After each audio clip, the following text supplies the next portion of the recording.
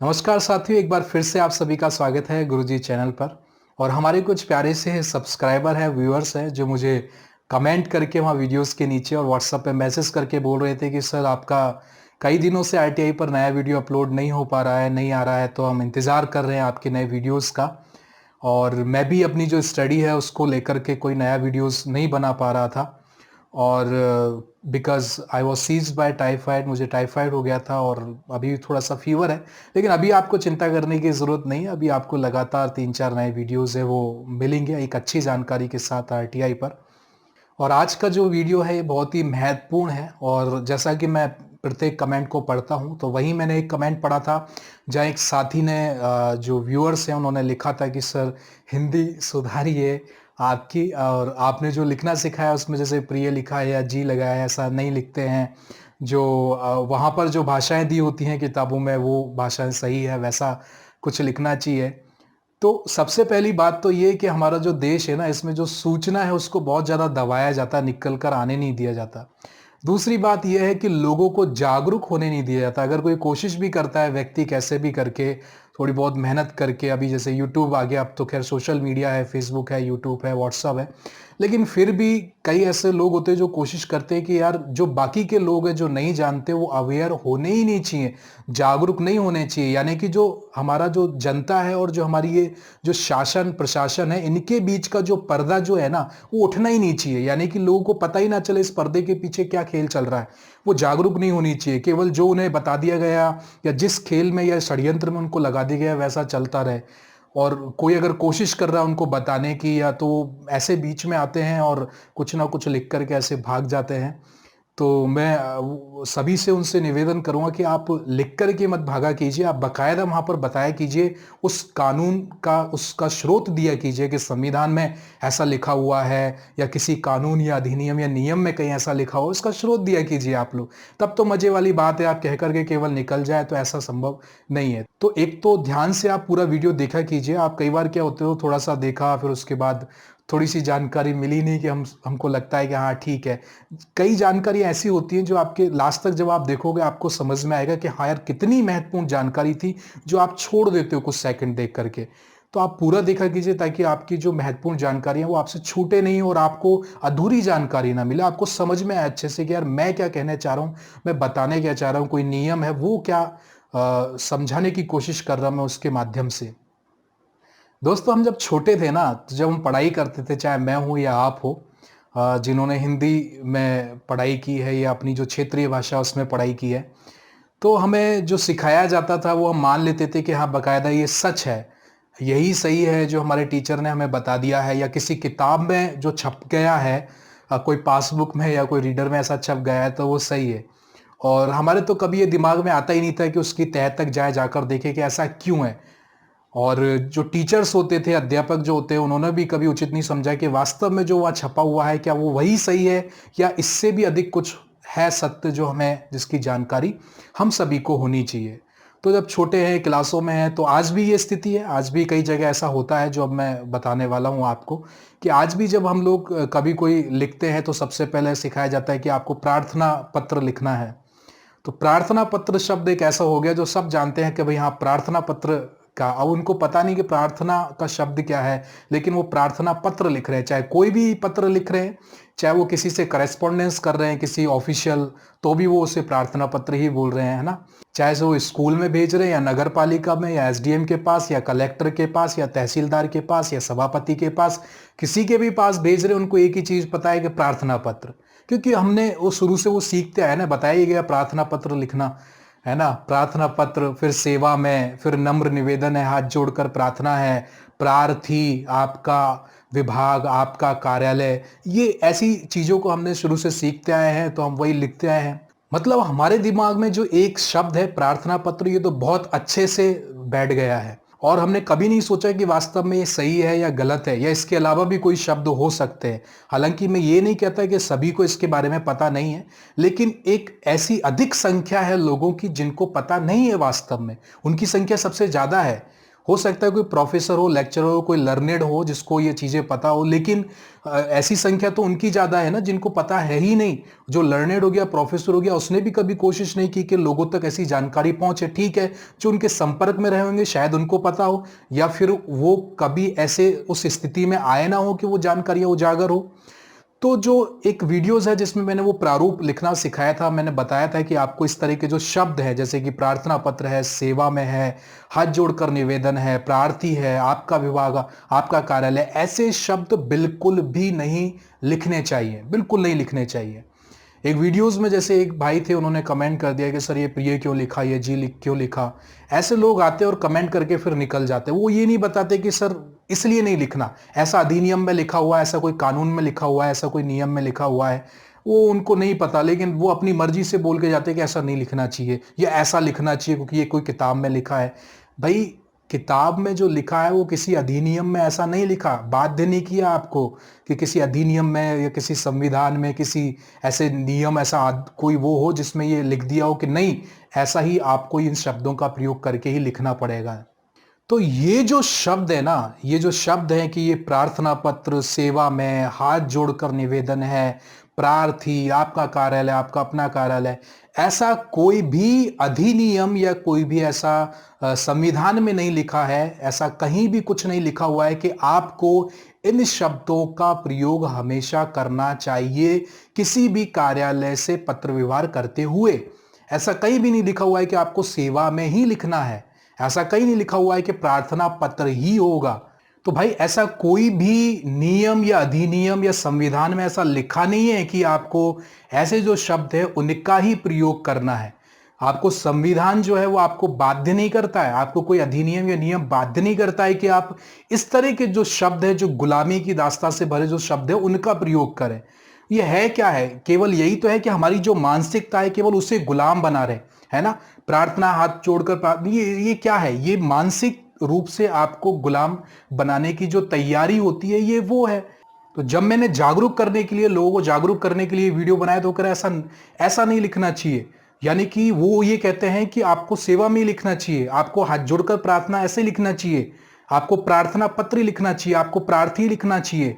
मतलब भाई, हमें ये तो बताओ कि वो कौन सी धारा है, कौन सा ऐसा संविधान में कहां लिखा हुआ है, कोई ऐसी जगह तो, कोई स्रोत तो होगा जहां पर ये लिखा गया हो कि यार इन्हीं शब्दों का प्रयोग करना है, हमें बताओ।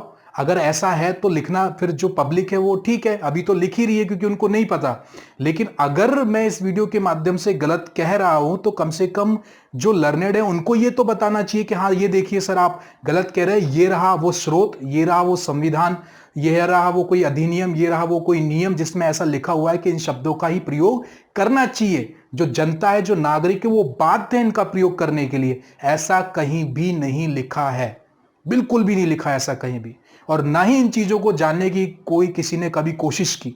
क्यों? क्योंकि हमको वो शुरू से जो माहौल देखता है, केवल जो हम जिसमें पले बड़े हैं, जो जो हमने लिखना सीखा है, जो, क्योंकि एक विश्वास, शिक्षक पे तो सबसे ज्यादा विश्वास होता है हम लोगों को, तो हमने उन्हीं से सीखा है और हम लोग लिखते आए हैं। हमारे भी एक साथी हैं जो हिंदी पढ़ाते हैं बच्चों को, मैंने जब उनके साथ ये बात रखी कि यार आप ऐसा क्यों लिखते हो, आप ऐसा क्यों सिखाते हो, तो वो सहमत हुए मेरी बात से कि यार मेरे अंदर भी ये बात थी कि आखिर ये लिखना क्यों पड़ता है, क्या ऐसे शब्दों का कोई नियम में जिक्र है क्या, क्या ऐसा ही लिखना पड़ेगा? ऐसा नहीं लिखना पड़ता। और आप देखिए कि उन्होंने सहमत भी हुए और उन्होंने सुधार भी किया फिर अपनी उन बातों में कि यार आगे से मैं इन चीजों को ध्यान रखूंगा। शब्दों का बहुत असर होता है, ये जो शब्द होते हैं ना, ये आपके भाव बदल देते हैं, ठीक है, और भाव जो है वो आपके कर्म बदल देते हैं। ध्यान रखना, जो शब्द है वो आपके भाव को बदलते हैं और भाव आपके फिर कर्म में दिखाई देते हैं। तो ये जो शब्द है, ये गुलामी से भरे शब्द है, फिर आपका भाव भी उसी प्रकार होता है, फिर आप उनकी तरफ वही निगाहों से देखते हो, सरकार, हुकुम, साहब, मालिक, ऐसे देखते हो। जबकि असली मालिक तो हम खुद हैं, जनता है, उनको टैक्स जो हमारा जा रहा है उससे उनको पेमेंट मिल रही है। तो ध्यान रखें, आपको ये भी जो मैंने शब्द बताए हैं इनका प्रयोग ना करें। ठीक है, ये तो हो गया कि इनका प्रयोग ना करें, लेकिन फिर किन शब्दों का प्रयोग करें? कुछ ना कुछ तो वहां लिखना पड़ेगा। ऐसे कौन से शब्द हैं कि जिनको इनकी जगह पर लिखा जा सकता है, इनको रिप्लेस किया जा सकता है जिन शब्दों पर? तो आप प्रार्थना पत्र तो कतई ना लिखें। उसकी जगह क्या लिख सकते हैं आप? उसकी जगह आप लिख सकते हैं आवेदन पत्र। ठीक है, आप आवेदन कर रहे हैं, कहीं पर लगा रहे हैं, अप्लाई कर रहे हैं, तो आप आवेदन लिखें, आवेदन पत्र लिखें। ठीक है। अगर आप शिकायत करें तो शिकायत पत्र लिखें, अगर आप अपील कर रहे हैं तो प्रथम अपील पत्र या द्वितीय अपील पत्र ऐसे लिखें। इन शब्दों का आप प्रयोग कर सकते हो, ठीक है। आवेदन पत्र का आप प्रयोग करें, या फिर शिकायत कर रहे हैं तो शिकायत पत्र लिखें आप, अपील कर रहे हैं तो अपील पत्र यानी प्रथम अपील पत्र या द्वितीय अपील पत्र इस तरह से लिखें ऊपर। प्रार्थना पत्र बिल्कुल ना लिखें। सेवा में जो शब्द तो बिल्कुल हटा दें, कतई भी प्रयोग इसका नहीं करना है। दूसरा, फिर जब आप इधर आते हो हाथ जोड़कर निवेदन, नम्र निवेदन, इनका इस्तेमाल ना करें, ठीक है। आप उनको सम्मान दीजिए, आप उनकी रिस्पेक्ट कीजिए, उसके लिए हम प्रिय लिख रहे हैं, जी लिख रहे हैं, सर बोल रहे हैं, श्रीमान बोल रहे हैं, और क्या चाहिए इससे ज्यादा। ये भी तो एक बहुत बड़ा सम्मान होता है। तो वो काम क्यों करें जो उल्टा हो, ठीक है। वो काम हमको नहीं करना है, हम इतनी रिस्पेक्ट दे रहे हैं, ये काफी है। तो इन शब्दों का भी प्रयोग नहीं करना है। फिर आपका कार्यालय, आपका विभाग, ऐसे शब्दों का भी प्रयोग नहीं कर रहा है, वो उनका ही नहीं है केवल। अभी हमारी स्थिति ये हो गई लोगों की कि वो क्या समझते हैं कि कोई एसडीएम का कार्यालय तो वो एसडीएम का ही कार्यालय है। भाई वो तुम्हारा कार्यालय है, वो जनता का कार्यालय है। कोई कलेक्टर का कार्यालय तो वो कलेक्टर का ही कार्यालय नहीं, वो तुम्हारा कार्यालय है। तुमने पेमेंट दी उसको वहां बैठने के लिए, क्योंकि तुम चाहते हो कि मैं मेरे बीवी बच्चे या घर गृहस्थी को संभालूं या बाकी कामों में उलझा रहूं। तो आपने एक आदमी अपॉइंट कर दिया कि भाई तुम संभालो हमारे शहर को, हमारे जिले को, बाकी की जो स्थिति है इससे मैं निपट लूंगा मेरे घर की से। आप उसको पेमेंट दे रहे हो, बैठने की जगह दे रहे हो, सुविधा दे रहे हो इतनी सारी, और फिर आप इस स्थिति में हो अभी भी। तो ये जो है ना, इनमें हमको सुधार करना पड़ेगा थोड़ा सा, ठीक है। आपको बातों को जो मैं बता रहा हूं ना, ये बहुत छोटी बातें नहीं है, बहुत गंभीर बातें हैं, बहुत सीरियस हैं ये। इनको हमें थोड़ा सा अच्छे से समझना पड़ेगा और इस्तेमाल में लाना पड़ेगा, ठीक है। इस्तेमाल में लाना जरूरी है, केवल देखना या केवल सुनना वो जरूरी नहीं है। आप जब भी आगे बढ़ते हो तो उसको इस्तेमाल में लाना बहुत जरूरी है। उसके बाद जो शब्द है प्रार्थी शब्द, इसको भी रिप्लेस करें। प्रार्थी कतई ना लिखें। आप किस बात के प्रार्थी हैं? आपको संसद द्वारा पारित अधिकार जो है वो मिला है, संसद के द्वारा पारित अधिकार, सूचना का अधिकार, ठीक है। आपके इसी तरह के और कई अधिकार हैं आपके, चाहे वो संविधान की बात हो या अलग से जो नियम अधिनियम बनाए गए उनकी बात हो। तो आप प्रार्थना नहीं कर रहे हो, आप उस अधिकार के तहत उनसे बात कर रहे हो, ठीक है। तो आप प्रार्थी नहीं हो। आप आवेदन कर रहे हो तो आवेदक लिख दे आप नीचे। अगर आपने शिकायत ऊपर लिखा है शिकायत पत्र, तो आप नीचे लिख दें शिकायतकर्ता, लिख दें आप वहां पर, ठीक है। अगर आपने ऊपर लिखा अपील पत्र तो नीचे लिख दें अपीलकर्ता, अपीलार्थी लिख दें आप, इस तरह से लिखें, ठीक है। तो ये मैंने उस वीडियो में भी समझाया था, आवेदक लिखें या आपका अपना लिखें। शिकायत कर रहे हैं, ऊपर आपने शिकायत पत्र लिखे और नीचे शिकायतकर्ता लिख दीजिए, ठीक है। ऊपर आपने अपील पत्र लिखे, प्रथम अपील पत्र या द्वितीय अपील पत्र, नीचे लिख दें अपीलार्थी, ठीक है, अपीलकर्ता, इस तरह से लिखे आप। इन शब्दों का हमें जो है वो प्रयोग करना है, ना कि सेवा में प्रार्थना पत्र, प्रार्थी, हाथ जोड़कर निवेदन है, नम्र निवेदन, इनका कतई भी प्रयोग नहीं करना है, ठीक है। अगर आप किसी से बात भी करोगे तो कोई सिद्ध नहीं कर सकता कि हाँ ऐसा किसी अधिनियम या संविधान में लिखा हुआ है और आपको बाध्य किया जाए, आपको कतई भी बाध्य नहीं किया जा सकता, ठीक है।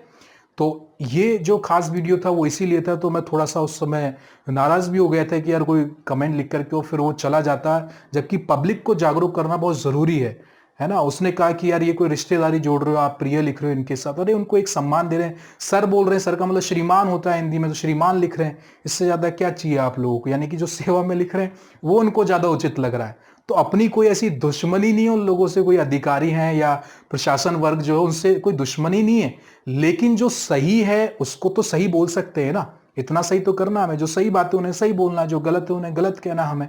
और इससे ज्यादा क्या है, कोई द्वेष भाव थोड़ी रखना उनसे, वो भी हमारे समाज के हैं, वो भी हमारे कोई भाई बहन होंगे, रिश्तेदार होंगे आपके किसी के। तो उस तरह का भाव हमारे अंदर नहीं है, लेकिन ये भाव जरूर है कि जो सही है वो हम करना सीखें, ठीक है, हमारी आदत में लाना सीखें, लिखना सीखें। तो ये वीडियो इसीलिए था कि आपको इन शब्दों का प्रयोग कतई नहीं करना है, आपको इन्हें रिप्लेस करना है। आप जब भी कोई आगे इस तरह का हिंदी में कभी या आपकी क्षेत्रीय भाषा में कभी लिखें और आपको ये शब्द अगर वहां लिखने पड़ रहे हैं, तो इनकी जगह आप जो अब मैंने इनको रिप्लेस करने के लिए शब्द बताए हैं उनका आप इस्तेमाल करें, ठीक है।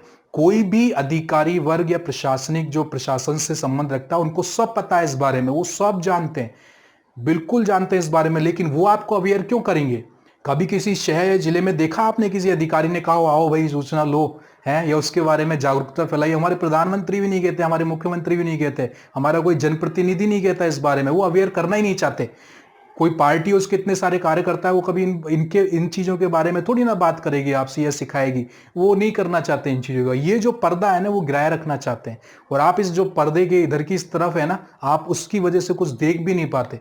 तो इसको उठाओ, थोड़ा सा अपन को जागरूक बनना है, ठीक है। इस बारे में ऐसी बातें जो है, इनके बारे में सवाल जवाब होने चाहिए, और इनकी तह तक जाना चाहिए कि वास्तव में क्या सही है, क्या गलत है। आपको रैशनल बनने की जरूरत है, विवेकशील बनने की जरूरत है, तर्क संगत होने की, रेलेवेंस होने की जरूरत है, ठीक है। ऐसा नहीं किसी ने कह दिया कि इस मकान में भूत है और आपने मान लिया और आप बैठ गए, आप कभी गए ही नहीं कि वहां है भी या नहीं है, लेकिन वहां तीसरा जो है वो मौज कर रहा है केवल इतना सा कह करके, ठीक है। तो ये तथ्यात्मक बातें हैं, वो अपन को ध्यान रखनी है, ठीक है। और तो आपका जो विश्वास मिल रहा है, प्यार मिल रहा है, मैं देखता रहता हूँ कमेंट के जरिए। और अभी जो आगे जो नए वीडियो अपलोड होंगे वो बहुत ही शानदार जानकारी के साथ होंगे। और चैनल को सब्सक्राइब करें और थोड़ा सा लाइक कर दिया कीजिए वीडियो को, कि यूट्यूब का एल्गोरिदम है कि अगर लाइक नहीं होंगे तो वो आगे किसी को भेजेगा भी नहीं, वो समझेगा कि ये वीडियो हेल्पफुल है ही नहीं है। तो उसकी यूट्यूब की भाषा में ये होता है कि अगर वीडियोस को लाइक कम मिल रहे हैं तो उसकी एल्गोरिदम ये कहती है कि वो उसकी हेल्पफुल नहीं है वो दूसरे लोगों के लिए, इसलिए वो उसे सजेस्ट करता नहीं है किसी को। तो इसलिए मुझे कहना पड़ता है कि वीडियोस को लाइक कीजिए और दूसरों के साथ ज़रूर शेयर किया कीजिए, ऐसी इन्फॉर्मेशन जो है दूसरों को भी जानकारी मिले, ठीक है। आप ही केवल सीख करके ना बैठे, दूसरों के साथ जरूर शेयर करें, अपनी फेसबुक पे, अपनी व्हाट्सएप पे। चैनल को सब्सक्राइब करके रखें। नेक्स्ट वीडियो तक ऑल द बेस्ट।